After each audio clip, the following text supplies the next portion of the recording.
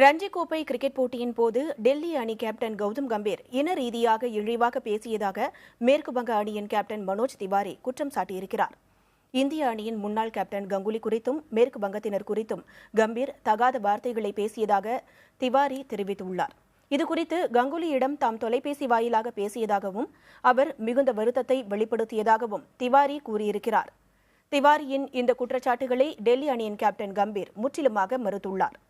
மனோஜ் திவாரி தமது கற்பனைகளுக்கு வார்த்தை வடிவம் கொடுத்துள்ளார் என்றும் கம்பீர் கூறியிருக்கிறார். IPL கிரிக்கெட் போட்டிகளில் மேற்கு வங்கத்தைச் சேர்ந்த கொல்கத்தா நைட் ரைடர்ஸ் அணியின் கேப்டனாக கௌதம் கம்பீர் இருந்து வருகிறார். I know sledging and competitiveness in a match it's all good.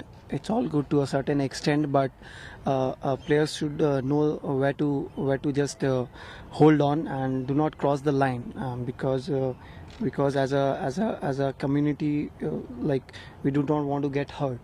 So there were a lot of things which was said, which I really felt bad about it. That's why the whole incident happened.